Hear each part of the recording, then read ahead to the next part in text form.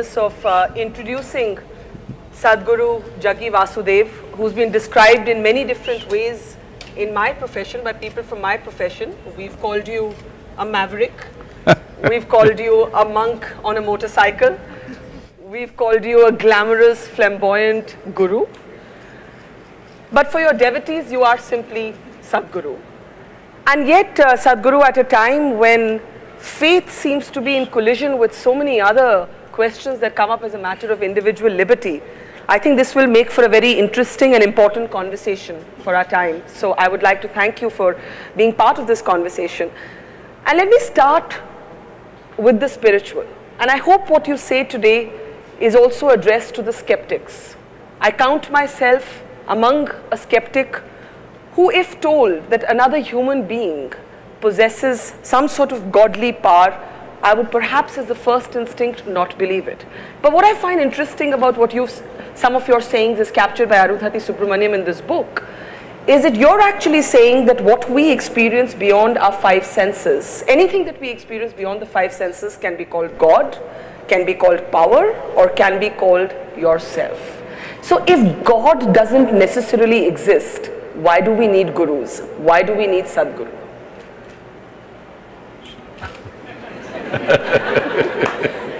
Is there my microphone? Okay, that's good. Do you drive in Delhi? Do I drive? Unlike you, I have a fear of wheels. So if you drive in an unknown terrain, yes, you use these days a GPS. yes, Usually a strange woman will tell you, turn right, you yes, turn right. She says, turn left, you say, turn left. She says, make a U-turn, you make a U-turn. Why? Simply because you're not familiar with the terrain. When you're in an unfamiliar terrain, it is sensible to take instructions. So, are you saying gurus are the new GPS? Not new. Long time ago we've been, for a very long time, way before the GPS came. GPS means what? Guru Positioning System.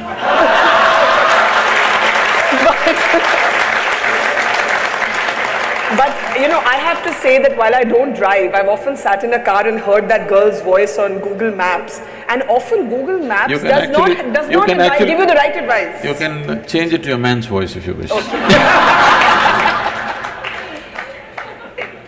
This beginning of this conversation perhaps underlines that you are atypical. You are atypical of what we imagine gurus to be. We expect people who don't crack jokes. We expect people who don't have a zest for life. Somehow all of our spirituality has traditionally been centered around giving up, around abstinence of some kind, abstaining from pleasures, from denying creature comforts. Why do you believe that the material can coexist with the spiritual? It's not that I believe, it's only because you have a body, which is your physicality. You have a life within you. If you did not have a body, if you're disembodied, I'm not going to talk to you. Yes. Because with disembodied beings, you don't have conversations, okay? I know people… People do talk to ghosts. People are trying to do that these days. Yes. Because they're not in talking terms with the living. They choose the dead. Because you can make the dead speak whatever you want. The living will speak what they want. It's a big problem.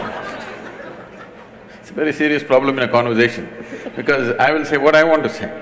But if I was dead, you can make me say whatever you want to say. But because you can do both sides of the conversation. But if your philosophy, or you hate the word philosophy, I know, if your technology of inner engineering, and we'll talk more about that in just a moment, is available to all of us to, in a sense, find strength within ourselves, Sadhguru, then does that mean that the atheist and the agnostic and the skeptic can also embrace spirituality? Is inner engineering only for those who believe, or is it for anyone who asks questions? The previous question is a loaded one, still not answered fully. Yes, I know, I haven't given up on it yet. Coming to this, See, you're putting atheists and agnostics and skeptics together. It's a wrong classification. Atheists and theists are together, they're one kind. Because they both have certainty. Both believe something that they do not know. Both are not sincere enough to admit that they do not know. Yes. This is the biggest problem. The biggest problem in the world is people are still not straight enough to come to a place, what I know, what I do not know, I do not know. Because they have not realized the immensity of I do not know. I do not know is the basis of longing to know and seeking to know and the possibility of knowing. The moment you destroy I do not know, you destroyed all possibilities of knowing. So this is atheism and this is theism. They're not different. They're in the same boat, they pretend to be different. One believes positively, another believes negatively, but they both believe something that they do not know. One person, a well-known person in the country who goes about claiming he's an atheist all the time, one day comes up to me, somebody just introduces me first time. I say, Namaste. He says, do you know I believe there is no God? I said, I don't even believe that. Do you mean Javed Akhtar? I'm not… No, that was a good imitation, so I guess it wasn't difficult. I'm not taking names, I'm saying, the thing is, you also believe something, you don't seem to understand that. Yes. The most important thing is to come to this place of being utterly straight and sincere with life. What I know, what I do not know, I do not know. If you come to this much, if you closely pay attention to everything around you, you will see with all this scientific exploration, we do not know even a single atom in its entirety, that's a fact. So what is it that you know, Sadhguru? Why are millions of people your devotees? Because you just said that honesty is about They don't claim that they're my devotees. What do they say then? Huh? What do they say then? Usually they claim they're meditators, volunteers and stuff. Okay, volunteers then. But there must be something they think that you know, because you just said that life is actually about admitting what you don't know. The corollary to that is there are things that you do know. We do know we are sitting at the Habitat Center Amphitheatre at this moment in Delhi. That we know. What beyond this, Sadhguru, do you know and what do you not know? I've asked you like in the question of about existence now. What do I know? I don't know anything except this one. I know this piece of life from its origin to its ultimate. Everything that I need to know about this life, I know. And I see every other life is actually the same thing if you look deep enough. So in that context, because today modern science is coming to this, there is a theory which is evolving, which is called as constructional theory. What they're beginning to say is, whether it's an amoeba or a grasshopper or a earthworm or a bird or an animal or an elephant or you or me, or the whole cosmos, the fundamental design is same. It is only a question of complexities and sophistication of the same design. So this is something always the yogic science has been saying, that if you know anda, you know pindanda, if you know the atomic, you know the cosmic. Because the fundamental design is same, it's only a question of complexity and sophistication of what's happening. So fundamentally, if you know this piece of life, you know everything by inference. But when you say this piece of life, do you mean yourself? Do you mean this moment? What do you mean by this piece of life? You are a piece of life, aren't you? Are you life or you're media? Are they mutually exclusive? No, because people have mediums, that's why I'm saying. I would hope I'm a flesh and blood person, unless somebody knows better. Flesh and blood you gathered. Yes. Isn't it? Yes. What you call as my flesh and blood, you slowly gathered over a period of time.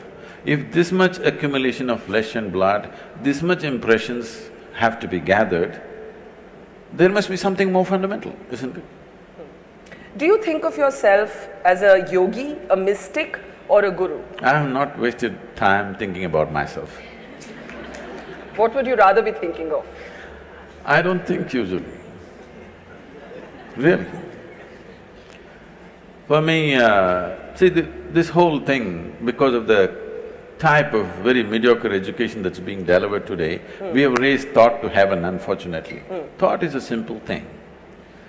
I know this is against everything that you believe in, because you're also a believer. No. Believer in thought. Yeah, I believe in being able to ask questions. That's what I do for a living. Oh. So I must believe that it is possible to ask questions. You ask questions for a living. My life is full of questions. Now the thing is, what you call as thought is coming from the limited data that you have gathered from the experience of your life. Every person is the same thing. How much ever we have gathered, it's still too small compared to the size of this cosmos and the way the phenomena of life is happening. From this limited data, you can recycle things and generate thought. Or in other words, nothing new ever happens. Same permutations and combinations of the same thing will go on forever. The essence of what we're teaching in the name of… in engineering is to engineer yourself in such a way, every moment of your life is a new possibility. If it has to become a new possibility, what is needed is perception. When I say perception, people think opinions. No, I'm talking about perception, as you see here, similarly enhancing your perception so that you perceive life. Right now when we say thought, emotion, we are talking about expressing life. Expression is not so important. Once in a way, we can express. But perceiving it is important because this phenomena is too fantastic. It's not a small thing. The greatest phenomena that's happening here is life itself. So, if you want to know this phenomena, the only way you can know, the only doorway for you to know life is yourself. See, right now, can you see me? Yes. I can. Can you use a finger and point out where I am? Oh, you're wrong. You know, I'm a mystic from South India. Now this light is falling upon me, reflecting, going through your lenses, inverted image in the retina, you know the whole story. Where do you see me now? Still in the same place. No. I do. You see me the way I'm projected in the firmament of your mind. You cannot see me here in the very nature of your visual apparatus. Where do you hear me right now? Within yourself. Where have you seen the whole world? Within yourself. Now if there is a grasshopper here, he doesn't see me the way you see me, he sees me differently.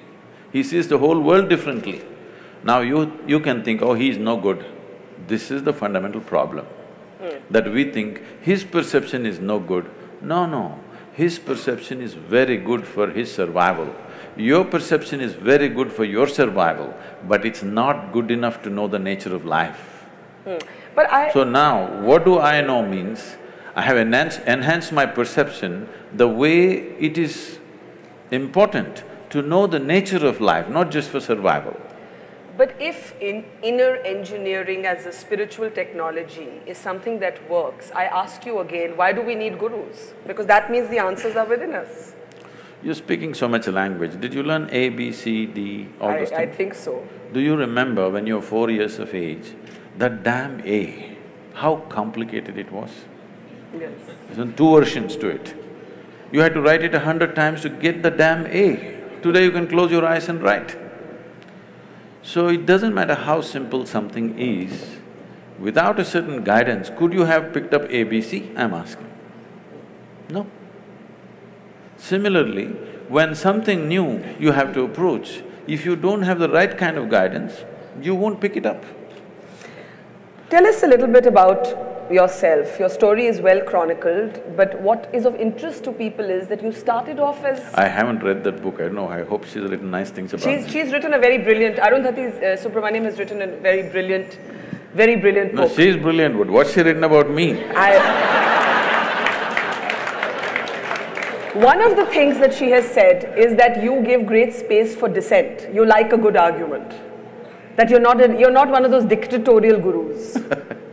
I don't know where is a dictatorial guru. I think most people have not met a guru, they've just seen calendar images and made conclusions. I don't think they've met any genuine guru. There are a whole lot of people who should have been temple priests who are good entrepreneurs and they've become gurus today. That's different, okay? Temple priests No, I'm who saying… have become good entrepreneurs. No, I'm saying… It's just another way of saying they're charlatans. That's a strong word. Maybe that's enterprise. I'm not an enterprise. So because I'm not an enterprise, I want everybody to ask whatever the damn question they have. It doesn't matter how ridiculous or how intelligent, how nonsensical it is, it doesn't matter. If the question means something to you, it means something to me. It doesn't matter how brilliant it is, if it doesn't mean anything to you, I'm not willing to listen to it. But you're saying that many people who are positioning themselves as gurus are really only elevating themselves and fooling people. I didn't say that. Okay, I'm saying that. I'm saying… The thing is, there is a vacuum, somebody is trying to fill it. Yes, and Sadhguru, you have been… Are they qualified to be that? Questionable thing. But a very genuine concern, and you have been on some of my television programs where we have spoken about this, is whether God men are often con men. And how does this lady here know the difference between who's a God man and who's a con man, and is a human being capable of being a God man? Do you think of yourself as a God man? Why are you underestimating that lady?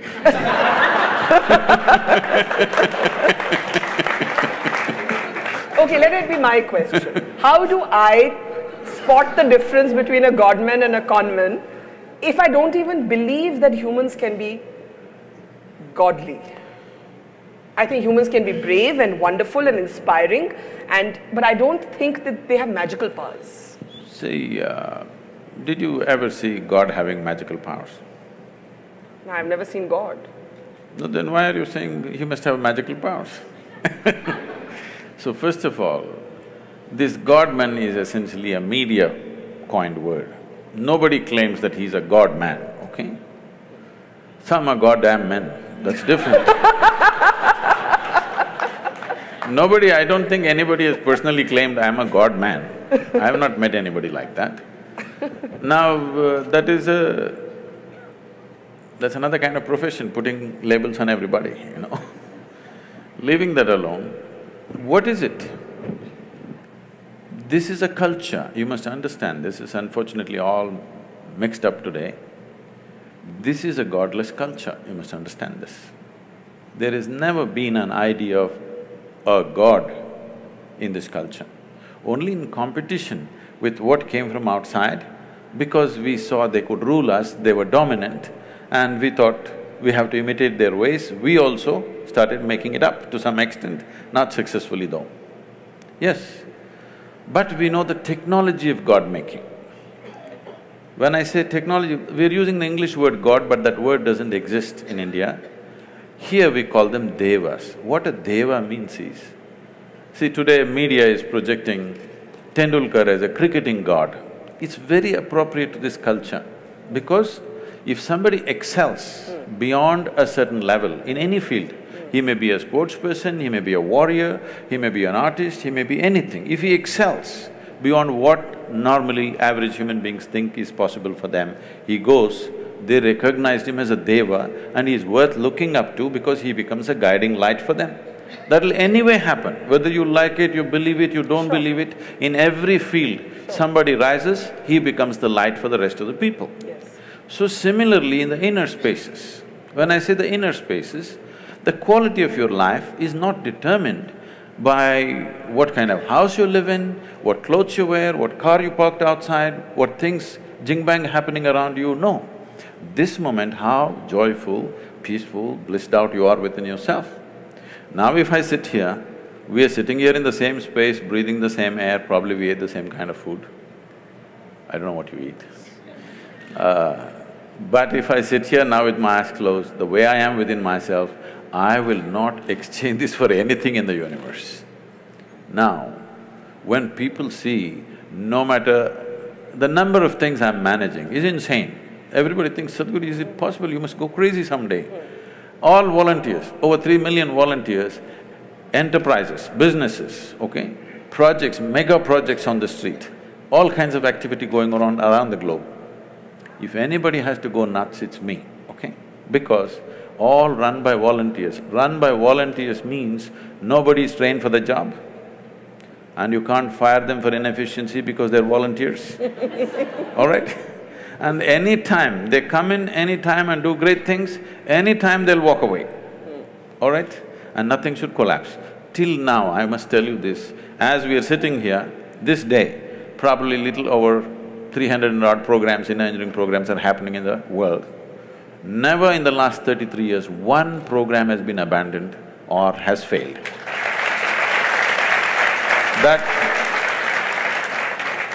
That takes enormous management. But nobody will ever see me getting angry or miserable or tensed out or stressed out. You've never lost your temper? You want me to know? Do I look like I'm incapable of that? It's not that. It's not that I'm incapable of anger. It's just that I've never given that privilege to anybody. I have not given this privilege to anybody. They can make me happy, they can make me unhappy, they can make me angry, they can make me miserable. No, I kept these privileges to myself. So, people…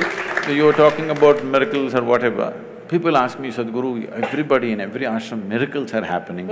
You are beating all the miracles down. If we say something happened, you make us look like fools. No miracle. I say, what, you want me to pull a pigeon out of my pocket? If I pull a pigeon… there are No, if gurus who claim to do that, who have been challenged by rationalists. I'll come to this. If I pull a pigeon out of my pocket, I have a shitty pocket. And you have a bird. What are you going to do with this? You come to me, I will show you the miracle. I have thousands of people who are working 7 days a week, 16 to 18 days… 18 hours every day.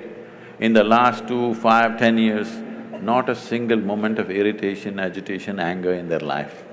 This is a miracle. This is a miracle we want to manifest.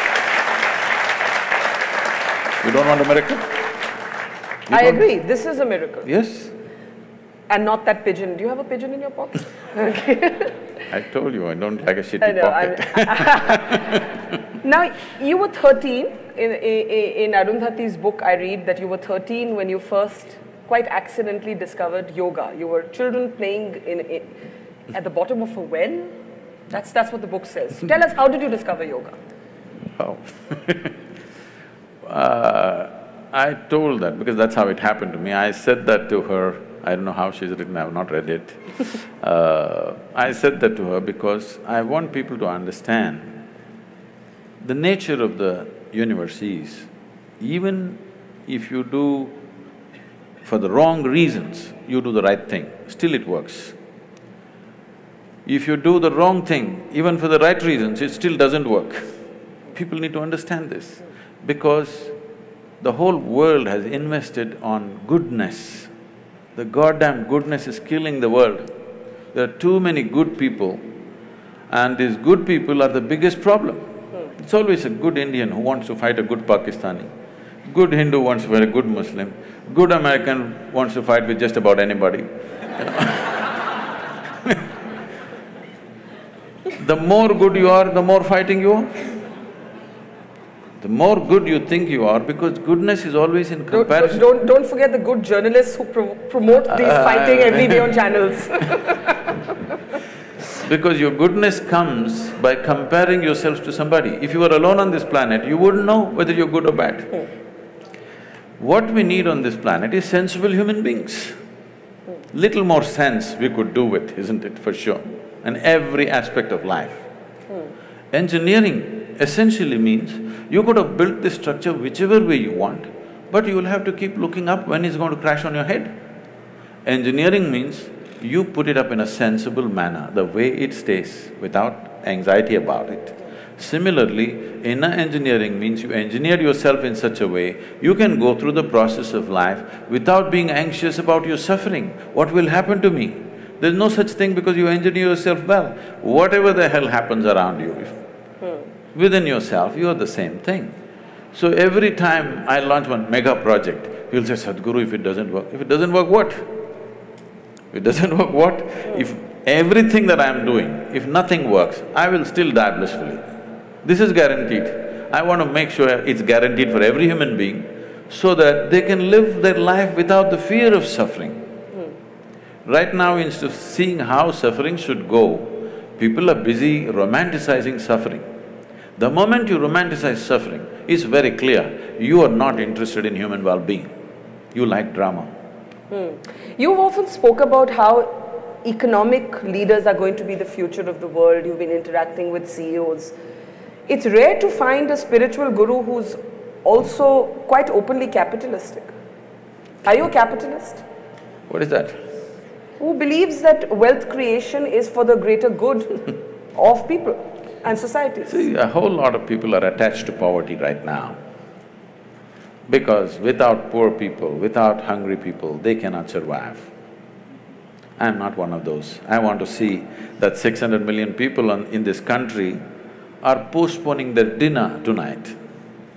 But we are postponing major decisions on the parliament every day. All right? I'm not a part of that. I want things to happen because I know what it means to postpone a dinner. I don't want that to happen to people. Children are postponing their dinner tonight.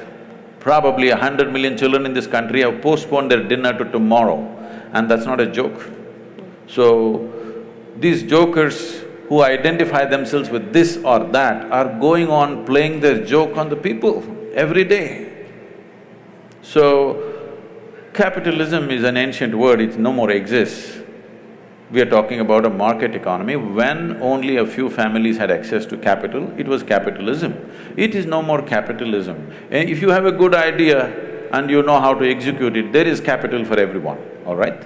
So, we have tried communism, it's a wonderful idea, but that must happen willingly. If you enforce it, it's the ugliest thing.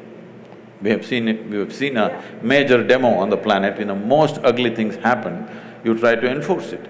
Karl Marx might have known a lot about economy. When I was 15, I was all gung-ho about Engels and Karl Marx and stuff. But he did not understand human nature. I realized that when I was 13, 14, I was all fired up, reading up all the communist literature from Russia. But by the time I was 16, I realized these people don't understand what is human aspiration. Without understanding what's human aspiration, you try to build a society, you try to build a nation, it's a disaster, okay, cruel disaster. But maybe it will work when really a country or a society is in total dumps. You have to force it out. When you have to force it out, it works, but after that it won't work. In a way, if you come to the ashram, nearly 4,000 people are living in the ashram, well, you can say it's communist, but by willingness, it's not by, okay, I did so much, so I get so much, no. Everybody gets what they need. So this is not enforced, this is by choice. If by choice you're willing to share, how fantastic it is. But I have nothing, you have something, I want you to share, how ugly it is. What is it with Sadhguru and motorcycles? These days I'm on 4 wheels. But you haven't given up your love for bikes, or have you? It's just that when I started, trekking in the jungles when I was 10, 11, I would be gone. If I had 10 rupees in my pocket, I would organize my food and I'm gone with this little note in the house. I can imagine my parents, I always wished I shouldn't have a boy, ever. Girls can run away too on bikes. They run later. They don't run at 10, 11, okay? And they're on a pillion, they're usually pillion. And if they find a good rider, no problem. I'm saying, the thing was, it's not about the motorcycle or this or that, it is just that I was a cloud of million questions all the time. And wherever I looked, nobody had a sensible answer. Everybody has standard answers that they've heard from somewhere. Nobody has a genuine experiential answer. So, there's a restlessness to explore just about anything. When I was 10, 11 years of age, I would be gone into the forest for 3, 4 days. Once food ran out and I couldn't survive there, I would come back. So, initially lot of excitement, but later on they kind of settled down, they knew I'll get back. So when I became 14, 15, I cycled across South India. Not because I'm a cycling enthusiast, not like today, wearing a helmet and suited, booted for cycling, no. Simply I cycled because cycling is little faster than walking. The moment I became 17, I still didn't have a license, but I found a motor to my cycle, which became a motorcycle. So that because it went little faster. It supported my restlessness to know something, I didn't even know what the hell it is. I didn't know what I was looking for, but I had questions about anything I looked at. Everything in the universe looked like a question mark to me. But the question about the motorcycle is really to ask whether the motorcycle, the Land Rover or Land Cruiser, which one is it now? Land Rover, Land Cruiser, I'm not sure. But whatever, the four wheels, the helicopter. I think you once said somewhere that I like, that whether if it moves on land, water or air, I like it. This is not… One thing is I like anything that works, and machines work. Yeah. The more efficiently work, the better they are. And why it's important is, after all, what is the quality of an individual human being? How smoothly and how efficiently your body, mind and everything functions is the quality of a human being, isn't it? So machines always excited me, whether it's a bicycle or motorcycle or because of, lack of the necessary, probably the fitness that I was at that time. I crisscrossed India on the motorcycle. Today it would be hard, so you get into something a little more comfortable. But while that makes you a very interesting character to observe, did you ever worry that you'd be labelled or dubbed a richy rich person's guru? This is the Sadhguru who flies his own planes, who likes his BMW, who likes his game of golf, who likes having a little frisbee match on the greens. Let's come to that. See, the thing is, I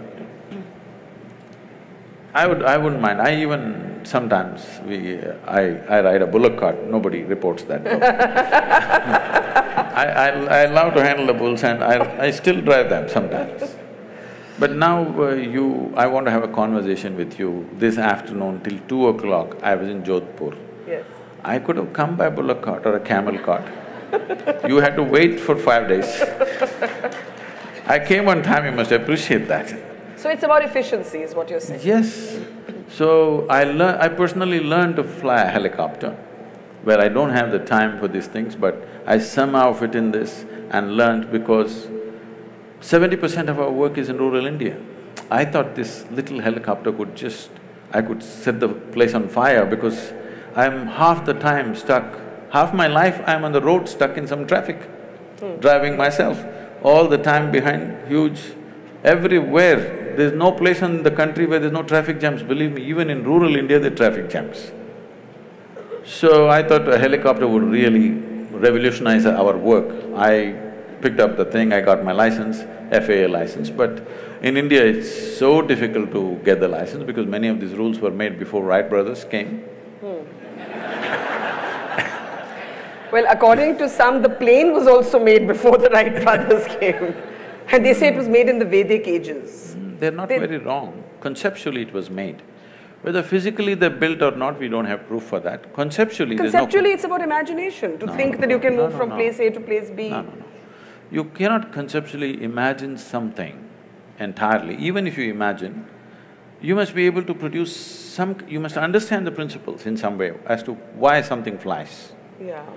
If you don't understand why something flies, it'll be like that, once it happened, a little turtle, with great effort, climbed a tree, went to the edge of a branch and jumped, fell flat. Lot of pain. Slowly again he crawled up in another 2 days, again up, jumped, fell down, again up, fell down. After a few days, 2 birds were sitting on the opposite tree. They were talking and they said, I think it's time we tell him he's adopted. All right. So I'm saying, what cannot fly, you cannot make it fly. Yes. People thought in detail as to what can fly, what cannot fly. Conceptually they thought, whether they built or not, we don't know. And I mean, it is an established fact, they calculate the speed of light. Some individual cannot calculate the speed of light just like that if there was no whole scientific culture around him. No individual will just drop from heaven and calculate the speed of light, okay? There must have been a scientific culture, otherwise it won't happen. But we need to understand, there is a difference between science and technology. But there's also a difference between science and mythology. Some things are just great stories, that doesn't mean they actually happened. See, for example, there are images or there are sketches which probably somewhere between 3,000 to 4,000 years ago were made, where it clearly shows a turtle and a round planet sitting on it and going around. Turtle is the best example, best analogy for a planetary movement, because a turtle cannot accelerate. Same speed, he just keeps going. So a round planet on a turtle is the best way to describe how a planet moves around. And the very word for geography in this country is Bhugol, which means it's a round planet. So it is not because of Galileo we know it's a round planet, we have always known. How do we know? We can't know just one scientific fact and not know the other aspects related to it. So this thing about anything Indian beating it down is because one thing is that culture has evolved because half the people, their brains are in Greenwich Mean Time. They've still not gotten out of the 1948, whatever happened. We struggled for independence, we came out, not just to send them out, but to be who we are. So that problem is still there.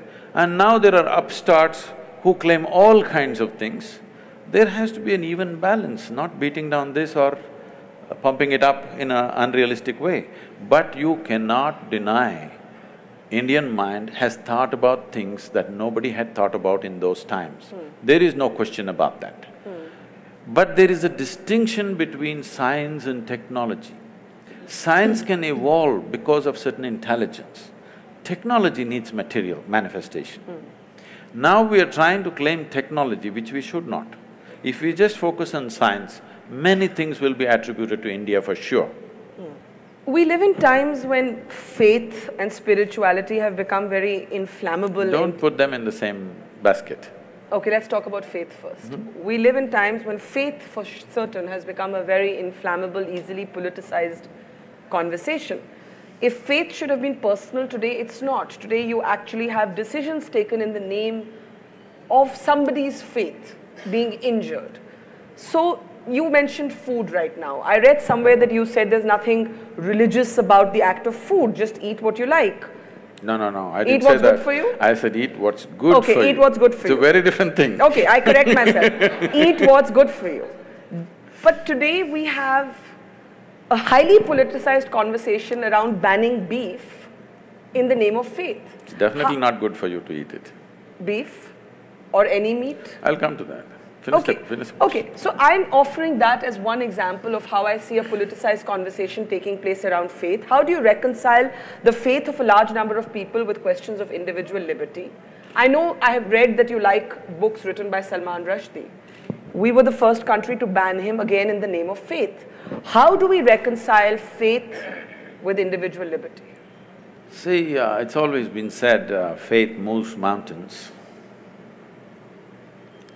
Yes, but it freezes your mind. But the greatest crime you can do on this planet is to move a mountain.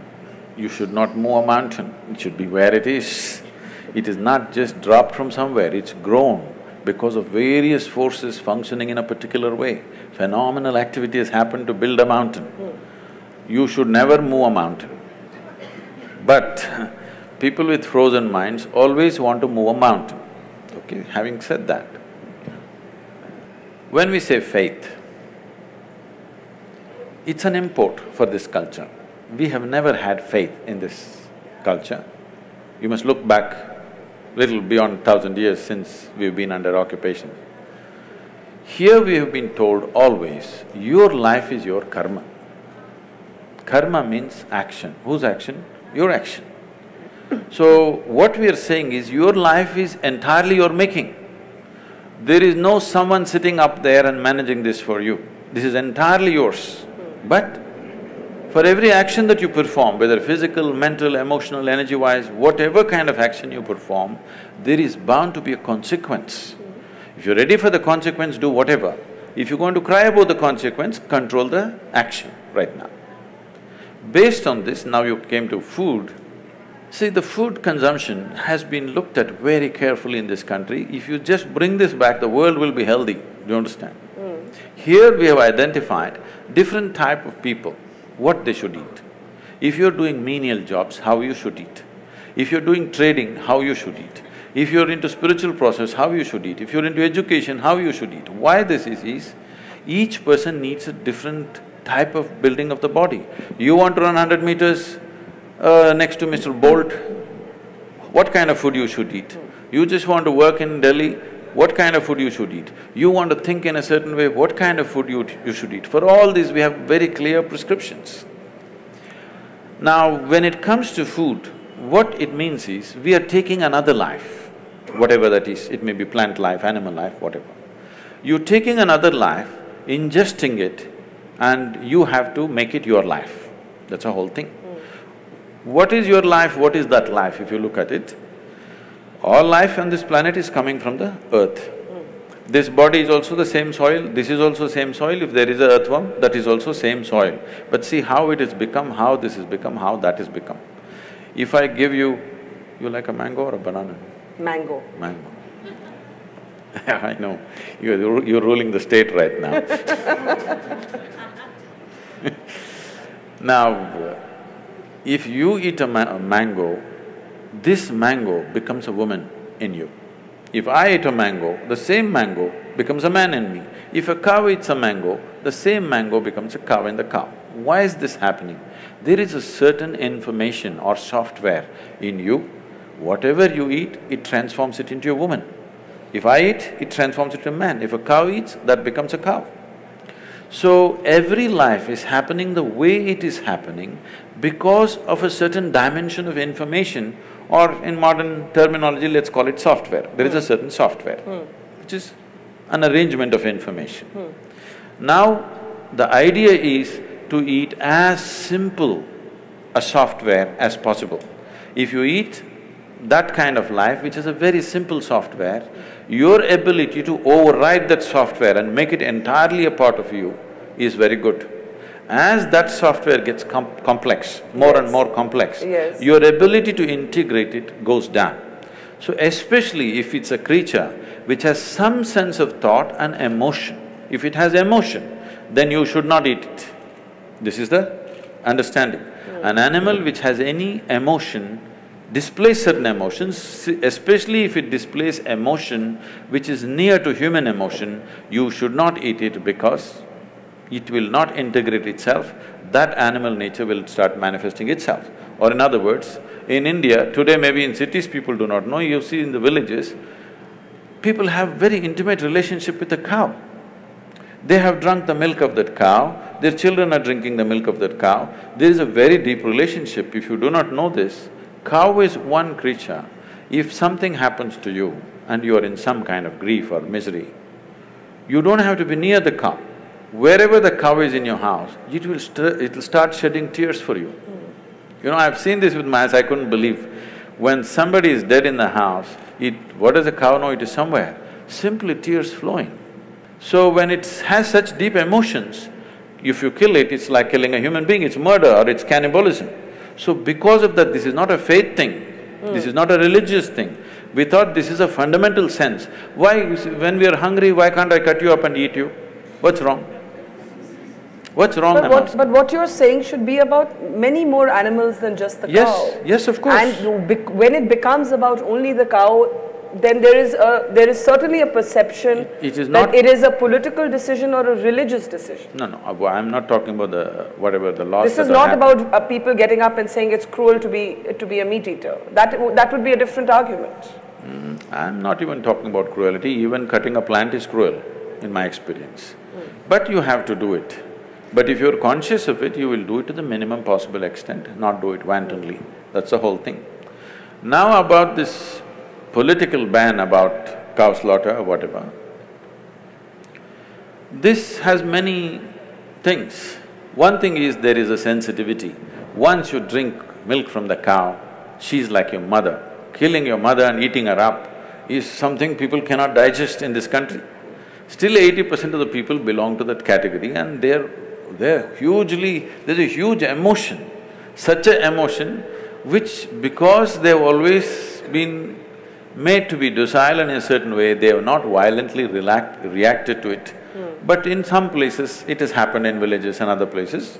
There is already a beef ban in many villages just by a norm, not by any law, that you don't bring these kind of things into the village.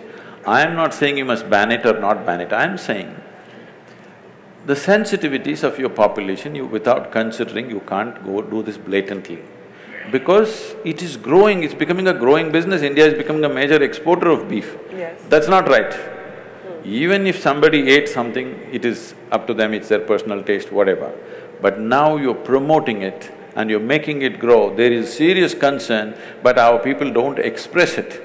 Our people don't go out on the street and not going to kill anybody because they killed a cow. So, ban is not what is needed, more education was needed rather than banning. But you haven't spoken to what happens when faith repeatedly seems to come into conflict with individual liberty. The banning of books. There were people killed in Paris because they were seen to have mocked, the Prophet Muhammad and so on. So where does this end? Where do we stop violence and politics in the name of religion? If you want that to stop, you must understand this. You're saying today, it's not today. In the last 2000 years, this is the history of the world. Continuously it's happening all over the world. Suicide bombers are a new phenomenon?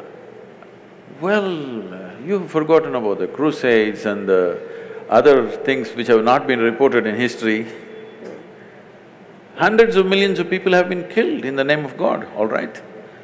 It's new to us here, but even here, thousands, hundreds and thousands have been slaughtered in northern part of India just because of the faith that they belong to when the invasions happened. Nobody writes about it because we never took the pen and wrote, somebody wrote history for us the way they like it. Because all history is sponsored by kings, they wrote the history the way they want and they said they're great emperors. But what they did was absolutely terrible. So you need to understand, faith is a new thing to us. When I say new, in this country which has 15,000 years of history behind us, 1,000 years is new for us. We've still not come to terms with it, we're still struggling with it. But struggling within ourselves, not creating a struggle on the street, because that's not our nature, because here always we've been drilled into us, whatever you do, there'll be a consequence for you. Even if you come back another life, it won't leave you, it'll come back to you. This has been told, this controls people, this is a tremendous technology, please understand this. And it's not simply a fake thing, it is a real thing. Everything that you think, feel, act, there is a consequence. Not because there is somebody thinking he must give you a reward or a punishment. It happens in your own chemistry. How do we keep faith, which you say is new to us, separate from politics? You have in the past, for example, I remember when Anna Hazare was launching his anti-corruption movement, you did come and applaud it, but you said that the Lokpal was not some magic wand. I remember you saying that. Do you believe that we are seeing a dangerous cocktail of faith and politics getting more and more mixed up? See, it is happening, I'm not saying no, but it's much less than ever before. Really? Yes. It seems to be much more than ever before. No, that's because of you. That's because if 10 people get beheaded in some remote part of Iraq, you make sure the blood spills into my sitting room because of that. Otherwise, you're sitting here now.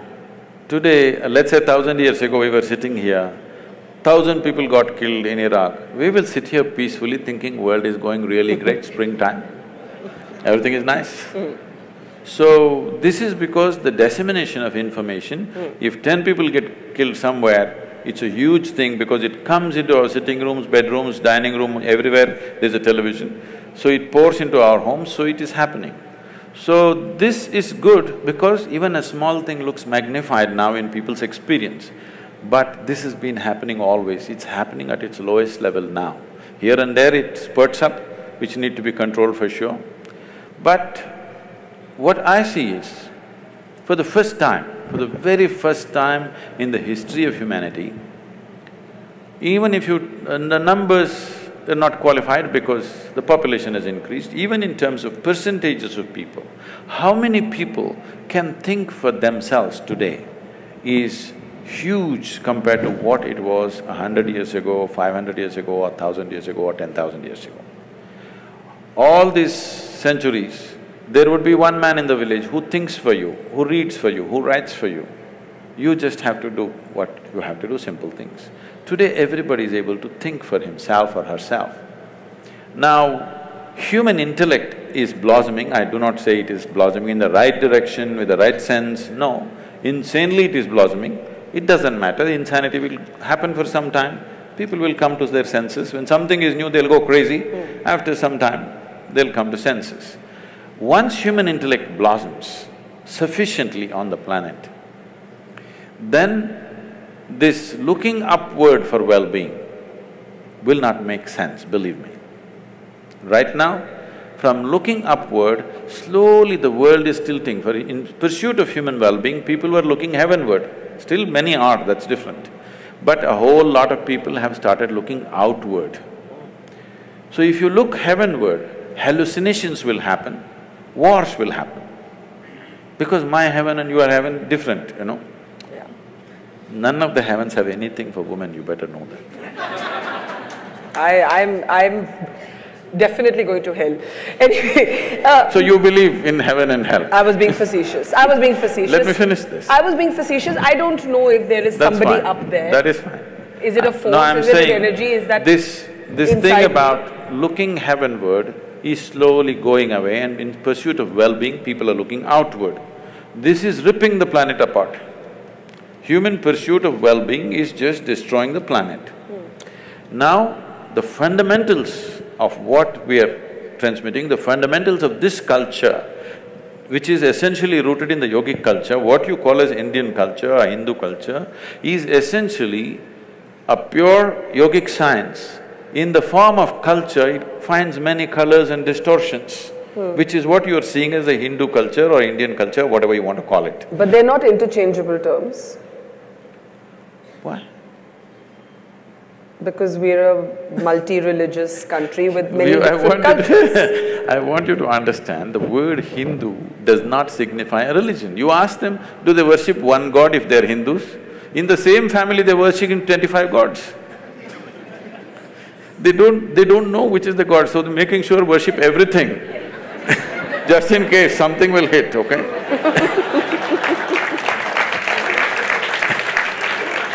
Now, the word Hindu means the land between Himalayas and Hindu Sagara. This land, this subcontinent is Hindu. All people who are born here are considered Hindu because it's a geographical identity. I know there's a whole political issue, if I speak like this, they say, oh, he's Hindu. No, I mean, people will tell you you're echoing the RSS chief.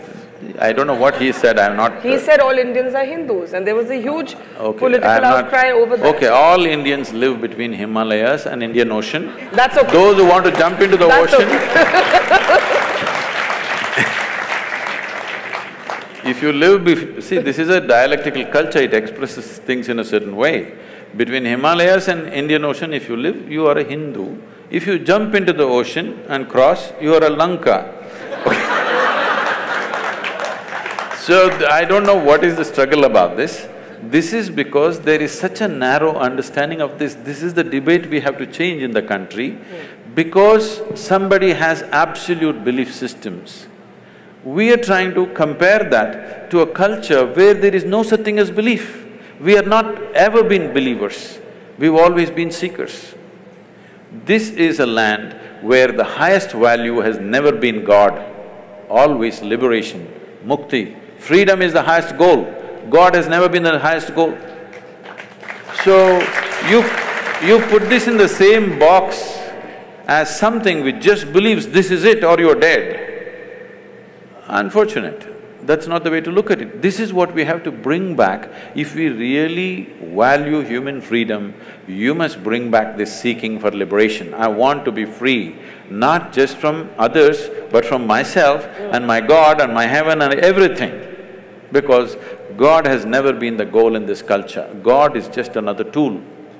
When I use the word tool for a God, people get very hurt. Say, Sadhguru, don't say that, it hurts us. So that's okay. You come to the ashram, I'll give you some plumbing job, all right? That'll hurt more. No. No spanner, no winch, nothing. Use your fingers, nails, teeth, whatever. 3 days later, nails will be gone, half the teeth will be gone. Then I will give you a spanner. Will you worship the spanner or no? We are who we are. As human beings, we are who we are only because of our ability to use a tool. Otherwise, you are not even good as a dog. You can't even fight a dog, isn't it? So you're against organized religion? Quite clearly, if God is just a tool and faith is not the same as spirituality. I'm not saying I'm against this or that. All I'm saying is, I want human beings to come to this much. If you know something, you know it. If you don't know something, you don't know it. Everything that you do not know, you believe. This is a dangerous thing. Now, the fight on the planet is not between good and evil, this and that, no. One man's belief versus another man's belief. I'm saying, why the hell do you believe anything? Because you're essentially not straight enough to admit, I really don't know. I don't know people can't fight. I don't know, you don't know, can we fight? I know is a fight. I do not know is never a fight. I do not know is a way of seeking. If we do not establish this seeking in every human being, that every human being is longing to know, whether outside or inside, whatever, you are… because this is the nature of human intelligence, it can't sit quiet. It can only sit quiet if you freeze it with belief system. If you seal it with belief system, it can sit quiet. Otherwise, the very nature of this intelligence is it wants to know. Okay, we're almost at the end, so I think I'm going to take a few questions, just 2-3 minutes of questions. Seeing lots of hands go up. The lady behind you, yes, please. Sadhguru, in one of your videos, you say that the problem with the world is that most people lack the intensity. Most people lack the necessary intensity. And then you say the way is dhyana. So intensity is more associated to fierceness in personality and dhyana is more associated to calmness.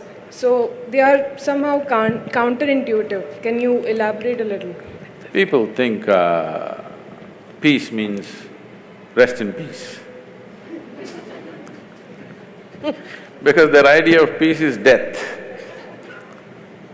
Peace can be very intense.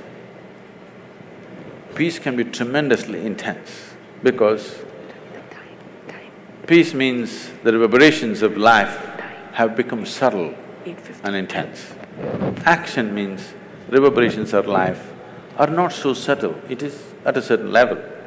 So peace happens not because… peace may happen if somebody is dead, but to be alive and peaceful means you need to be highly intense state of energy, otherwise you can't be peaceful.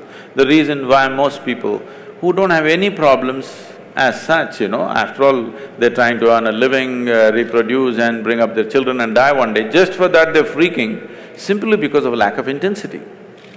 Because life is happening at a low ebb, naturally everything is a problem. If it rises a little bit, suddenly you have a little clearer view of everything. For this, you need a higher intensity of energy within you. And the yogic system is essentially focused towards that. Dhyana does not mean… no. Okay, let's take the next question. Right here in the front row, yeah. What I get from Isha's philosophy, if I may say there is that you need to see internally, in your interiority. You need to fix it internally before fixing your external situations. But is it also not right? Is it also not very important to do the right thing externally? Just to make myself more clear, if I be more precise. I'm clear. I get the question. Why do I look so dumb? Let's say, if… I got it. Yeah. If somebody is born… I got the question. Isha's philosophy is not about looking internally or externally. It is just that if you're looking for mangoes, you look up the tree, you don't dig the earth, all right? But if you're looking how to plant a mango tree, then you dig the earth. You're looking for mangoes, if you dig the earth, will you find it, I'm asking? So if you're inner things, you must look inward, outer things, you must look outward. There is no such philosophy, look out or look in. Wherever the damn thing is, look there. It's like, Shankaran Pillai went for a job interview and they asked him, which is further, Mumbai or moon? He thought profoundly and then said, Mumbai. They said, how do you say this? He said, I can see the moon, I can't see Mumbai. Okay, last question, yeah. Namaskaram, Sadhguru. I just want to ask… Hold the mic closer to you. I just want to ask you that everybody's perception of good and bad is different. And what do you think if we start manifesting our own good and bad, what will be the state of the society? Maybe you won't have power tonight. I think I already made this clear. The biggest problem with the world is there are too many good people, not enough sensible people. Yeah. Sense is life-specific, okay? Goodness need not be life-oriented. Goodness may be going to heaven. And the moment I want you to understand this dangerous concept, people don't address this. The moment you believe, suppose I believe there is heaven and it's a beautiful place and you can live in the company of gods, should I send you there today or no? If I really care for you, I'm saying. Yes? If I really care for you and if I believe there's a great place, should I send you there or not? This is a dangerous thing, do you understand? If you stretch it to its logical end, it's a really dangerous thing. The moment I believe there is a fantastic place up there, I really love you and I want you to go there, Yes. Okay, let me just end by asking you something that we haven't spoken about and then I'll hand it over to Chiki. You said you love machines. I didn't say I love them. Okay, you like machines, or they're useful. They work. Have our lives been overtaken by gadgets? Not mine. No? Definitely not. I use all the gadgets, but they don't overtake me. These are fantastic things in our life. Things… see, in every way, compared to how a human being was, let's say 100 years ago, you're almost superhuman. 100 years ago, if I could just pick up something from my pocket and talk to somebody in America right now, I would be superhuman. Why superhuman? If I said I'm God, people would have believed me. 100 years ago, 500 years ago, if I just had a light bulb, I would have become God on this planet. I want you to know. Look at the things we have today. We are really superhuman.